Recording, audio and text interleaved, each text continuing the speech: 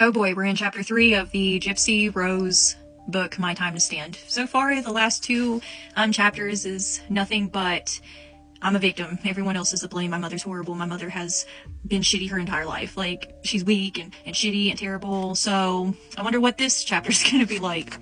Probably similar. We start out with her going after her dad. Apparently, he wasn't there for her own birth. He was too busy getting jacked up and tripping on substances and partying. What a surprise. He really hasn't been there most of her life, yet she wonders why her mother may have been hesitant on her staying with her dad. This chapter was kind of weird to me, because apparently Gypsy knows all about her birth. She remembers her birth, every detail. She remembers how her mother looked at her, how her mother had looked at her as some type of possession, I think she had said, and that her mother looked at her more like an object instead of a child, something that she could use to further get attention and everything, which is really weird, Gypsy, because how the hell do you know that? Did you come out the womb and all of a sudden you were like, I know exactly what's going on, I have a consciousness? Because last time I checked, children didn't gain that until a couple of years of age, really.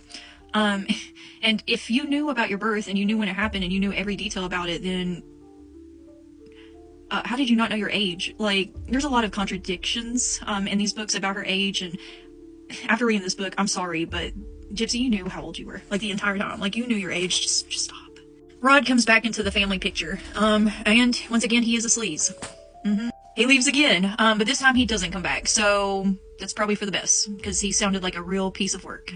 She goes in about how her mother had abused her, how she suffered with Munchausen by proxy, how her mother was very dominating to her.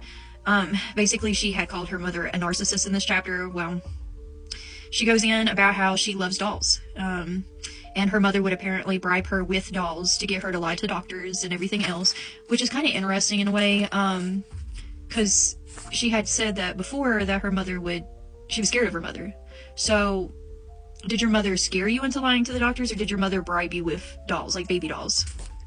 And great, we go into the part where her mother had not wanted her to play with Barbies, because Barbies are very sexual. She didn't want her to undress the Barbies and see their private areas and think sexually of the Barbies, but that's really weird, because most children don't look at their Barbies like that. And plus, Gypsy, we have seen multiple pictures of you opening up Barbies for your birthday, Christmas. There was Barbies all over your room. You did an interview with Dr. Phil where you had stated that your mother would tell you to play with your Barbies and be quiet while you were talking, or while they were talking to doctors. Yeah, in your medical records, the doctors were talking to you. Your mother was never signed as a power of attorney. You were the voice. You were the one that signed off on your paperwork, your procedures, and everything else. So that's kind of weird. That's kind of odd to me.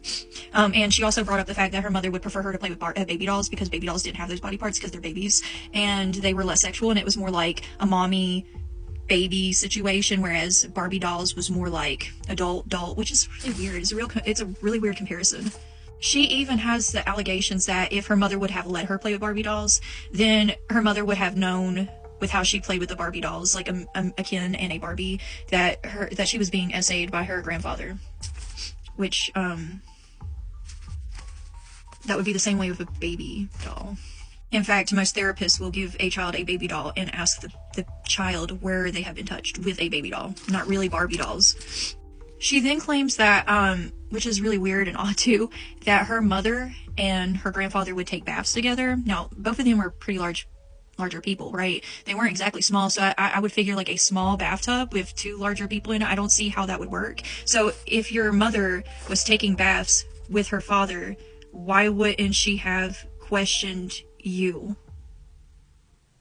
at all? Like, why would she be so oblivious to his behaviors? Like, she goes in about how her mother felt that pubic hair was very dirty and very nasty and unclean like. However, Gypsy, didn't you have to shave the night of your mother's unaliving because you were not shaven? And Nick preferred that. Isn't that what you said as well? And then why wasn't your mother, because we all seen the crime scene photos. We've seen what your mother looked like. So if your mother really felt like it was that unclean, why would she allow herself to be that way?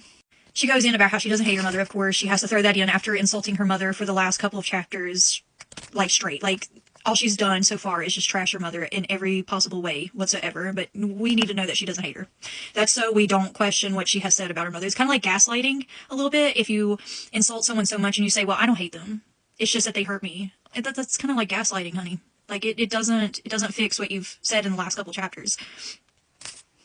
she goes in and says that she remembers her age from 5 to 9. She remembers the apartments that she had lived in, the houses that she had lived in. She goes into detail about how her uncle had threw her out of the blue house that they had, that she had lived in with her mother. Apparently, her uncle threw them out because he knew that Dee Dee was abusing Gypsy medically or having her do these procedures for attention, but why would he throw you out, Gypsy? That makes no sense. Why didn't he reach out to CPS or Child Protective Services or the police if he's seen these things? Why would he throw you out of a house where you have nowhere to go? Wouldn't a family member want you to be close by if they expected these sort of things? But we all know that that uncle is apparently just a clout chaser and just sucks your ass, so he has to be put in there at some point, right? To go with your story. Then you guys went to your godmother's house, in which your mother was kicked out due to stealing. So it's always something to do with her mother. But why did your mother have to steal? Like, was there a reason why she stole? Was it to provide to you? Like, we need to know these details. Did she just steal because she liked to spend money on herself, or did she steal because she needed to provide for you? These are very important. She actually alludes to the fact that the Section 8 apartment was shitty. Like, she makes fun of a Section 8 apartment for being tiny. But, wants to trash your mother for stealing and stuff like that, doing what she can do to provide. But this is probably why your mother kept stealing and everything, because nothing satisfied you. You weren't happy with anything. And then apparently you go in, you have this motorcycle accident, and that's what caused everything at age 8. And that's when you ended up in the wheelchair. And your mom's health was pretty bad, or starting to get bad. But that's the end of that chapter. I'm lost for words, because every chapter, it's something... It's another lie after another lie. It's just, I'm the victim. Believe me, I'm a victim.